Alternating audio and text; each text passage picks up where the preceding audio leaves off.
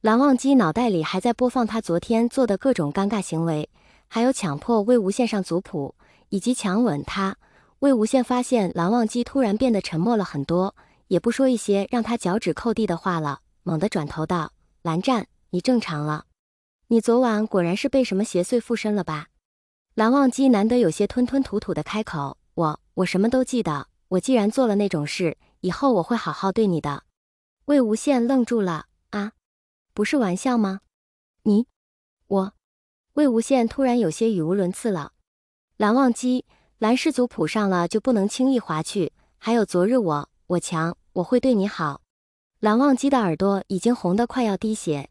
其实昨日除了那些乱七八糟的话不是他想说的，做的事，蓝忘机觉得好像是他内心深处所想。他真的看上了昨日第一次见面的魏无羡。两人刚到蓝氏附近，江婉银就冲了过来，本来想大吼魏无羡一顿，看到魏无羡身边的蓝忘机，有些收敛的低下声音：“魏无羡，你昨晚去哪里了？能不能不要总是给我们江家丢脸？”说着说着还要动手动脚，蓝忘机刚想拿家规来压制江婉银，然后霸道总裁附身，蓝忘机突然嘴角一勾，一手揽过了魏无羡，对着江婉银露出了冷冷的笑：“呵，你竟然敢动我的人，赏你10遍家规。”魏无羡，完蛋了，蓝湛又发病了。江婉银被蓝忘机这句话整懵了：“什么？你的人？蓝二公子？魏无羡是我云梦江氏的人，什么时候成你的人了？”有转头看着魏无羡大吼道：“魏无羡，你居然想叛逃云梦江氏，你果然就像我娘说一样，就是一个白眼狼。”在不远处吃瓜的百家弟子，蓝二公子怪怪的，江婉银更怪，这魏无羡说什么了？怎么就突然在他嘴里成叛逃了？蓝忘机一把把魏无羡拉到自己身后，眼睛微眯，看着江婉银：“呵，天凉了，云梦江氏该……”蓝忘机的话没有说出来，被魏无羡紧紧捂住了嘴。魏无羡快疯了，要是蓝湛清醒了，发现他说这话，他该怎么办呢？道：“蓝湛，那个什么，我们该上课了。”蓝忘机突然转身，一手捏住魏无羡的下巴，声音低沉：“男人，你在吸引我的注意。”这个字说的特别的暧昧。魏无羡他可耻的心动了，真是脸决定一切，赶紧哄道：“走吧，蓝湛，我们进去上课，我们坐一起好不好？”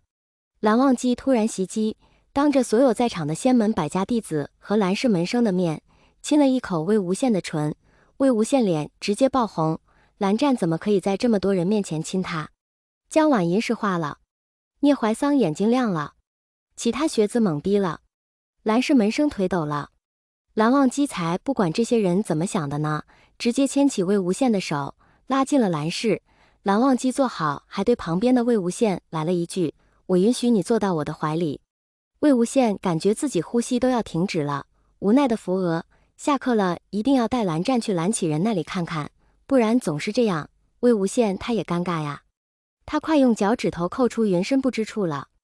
蓝启仁一进来就感觉到了教室里诡异的气氛，而且有一些学子在偷偷摸摸的看望姬和这个孩子就是魏婴吧？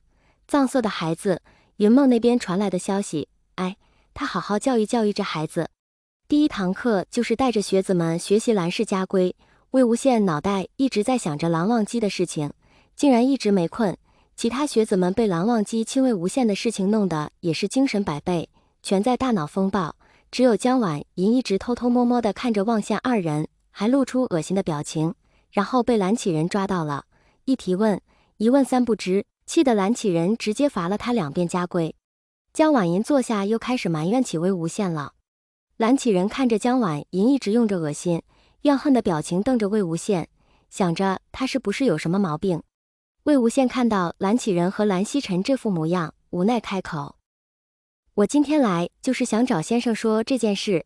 蓝湛从昨天开始就好像被什么附身了一样，性格大变，今天早上的时候好了，可是上课前性子又变了。”蓝启仁赶紧过来，想要给蓝忘机检查一下，蓝忘机直接侧身躲过：“我的身子只能让魏婴碰。”蓝启仁气的胡子都要飞起来了。